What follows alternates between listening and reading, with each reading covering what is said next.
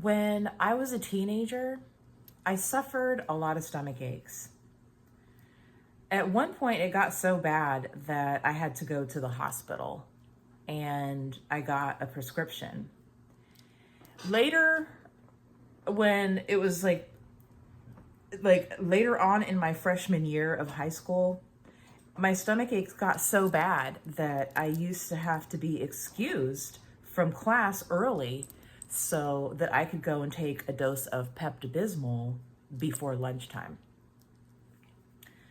And this went on for quite some time. Back when I was a kid, we didn't use words like anxiety and, all the fancy jargon that people use today for the simple word of stress. Back then, it was just stress. So when I was starting my sophomore year, I still had some stomach aches, and my mom said to me one day, she says, "Delzita, if you want to get rid of your stomach problems, you need to quit caring about what everybody thinks about you." Like most teenagers, when you have wise parents and they say some stuff like that to you, you're like, I remember thinking, how is me not caring what people think about me gonna get rid of my stomach aches? But one day, I just decided to try what it was that she was saying. And it was like, my life changed when I was a sophomore in high school.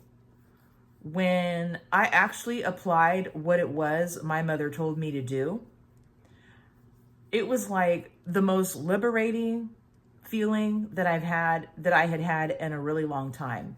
And one of the reasons that I grew up having these stomach aches was because, as I've mentioned in a couple of other videos, my mother moved us to an all-white town. And for the longest time, I was the only Black person at my school. The only other Black person that would be at my school would be my brother. And one of my brothers, my baby brother, he's 6.5 years younger than me. So him and I were never in school at the same time. And my other brother was 2.5 years younger than me. So we never really got to hang out. We were always on opposite sides of the school, or, like by the time he was a freshman, I was already a junior in high school. So I didn't really have that support. And when you grow up with limiting beliefs, or at least people try to limit your beliefs based on your skin color, and that is how they treat you. They treat you like you're not good enough, you're not, a human being, excuse me, a human being even. Those things can take its toll on you. And that is where ultimately my stress began, from the rejection that I suffered living in a small town. And another thing that caused me to have stomach issues was when I was about 10 or 12, I remember on Thursday nights, we would go to church. I grew up Jehovah's Witness, and so now being a Jehovah's Witness isn't nearly as rigorous as it was when I grew up. And that's another subject for another day, really. But we used to go to 3 meetings a week, and one of those meetings was on Thursday nights. And I remember it was between the age of I want to say 10 and 12. So I was in between 5th and 7th grade when this happened. And I remember one night we came home from a Thursday night meeting, and whenever we would get home, my mom would push the play button on the answering machine to see who called and left messages. And my brother Gentry and I, we would listen to these messages, and the message said, "Hi, this is someone from the KKK calling. You're not welcome in our town." And whatever else it was that they said on those messages. But those messages scared me to death. And actually, it was recently that my brother and I got to talking about, he actually asked me, he says, "Do you remember getting those messages on the phone?" And I was like, of course I remember that. And I also remember how it made me feel. So, like I said, those messages would come in on Thursday nights, and they came in several Thursday nights. Not only did that let us know that someone was watching our house and they knew that we weren't home, they knew that that was a time when they could leave a message because they knew no one was going to be there to answer the phone.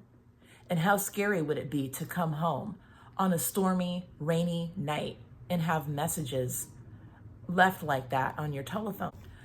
That could be really, really stressful. And it caused me to be even more stressed out than I already was. Now, I didn't know I was stressed out as a kid. I just knew that the way that I had been treated, and on top of those messages, I was scared. I didn't know whose parents was that were leaving those messages on our phone. I had to go to school with someone that knew that person or those people that were partaking and leaving those messages of hate on our answering machine. And that caused even more anxiety or stress. That's what I had to deal with. And that was how I developed stomach problems. Another thing my mom told me later in life too was that people are always going to think. You can't change what people think, and you can't stop them from thinking. So you may as well do whatever it is that you're going to be doing in this life, because it doesn't matter. People are going to think what they want. Just because I adopted this way of thinking and not caring what people thought, it doesn't mean that I didn't suffer adversity anymore or have the stresses that I had. I still had all of that. It's just that I learned how to deal with it better. And I'm going to give you a prime example of something that was stressful, but I did handle it. And what happened is when I was 22, a friend of mine had, and her and I were getting ready to be roommates together in this house. And so we didn't have our phone connected.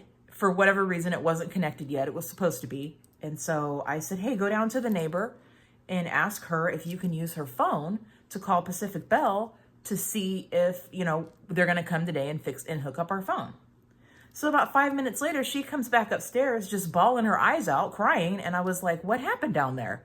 And she says, oh my gosh, our neighbor is so mean.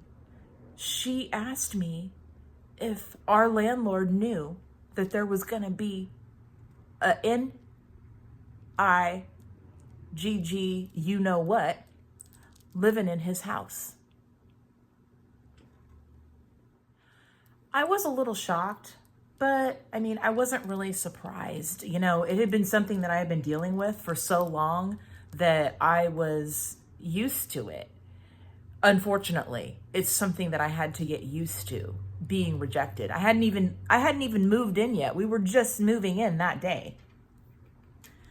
The other thing that she did, this hateful neighbor of mine, she decided that she was going to get a petition and try to sign me out of her all-white neighborhood. I can't even make this up. She did attempt to have the neighbors on that street sign this petition, and I guess she was going to take it to the city. I don't know what her plans were, but she really did try to get me kicked out of the neighborhood. And one of my neighbors, who I'm actually still friends with today, he was a Navy SEAL, and he really looked out for us. He lived directly across the street from us, and he told me a few weeks after we moved in that this old lady, I'm not going to say her name, but anyway, he told me that she had come over to his house and asked him if he would sign this petition. And later on, probably maybe even a year later, after I had still lived on that street, I was walking my dog, and one of the neighbors petitioned me to come over into their yard, and they told me that she had been over there asking them to sign this petition to get me out of her all-white neighborhood. Of course, nobody signed it. Most people thought that she was ridiculous. And even if they didn't, probably nobody wanted to have their name on a document like that, even if it, was only going to be temporary. But this is the kind of stress that I had to learn how to deal with at a young age, and that obviously from the stories I'm telling you has continued into my older age. It didn't get better. It actually kind of got worse. It can be really stressful, living in a town where you have to put on your rejection suit of armor every day. My dad used to tell me, he was from the South, and he would say, baby, in this world, you have to be hockey proof. And as I got older, I realized what he meant. If you're going to make it in this life, you cannot be concerned and let what other people think about you keep you from living the only life you are going to get. This is the only life you're going to get. And if you just sit there and live it in fear, you're going to miss out on so many things. Now my son lives in this town. He's only 7, and he goes to school with some of the descendants that I went to school with. Some of the kids that treated me like I was dirt, like I was cow crap in their pasture. That is how I was treated a lot of times. And it wasn't for any other reason than the fact that we were Black people. And I have to teach my son how to be tough. I have to teach him how to not care what other people think about him. And he's half white. He's way lighter than I am. But he still goes through the adversity. He's still at some times singled out. And I don't like it, but there's nothing that I can do about it. I can't move. And even if I could move, that doesn't mean that, we're going to move to some place where, everyone thinks like us, or, they don't have these biased opinions. So when you're in a situation where you have stress like that, you just have to learn, as I always say, you just have to learn how to rise above it.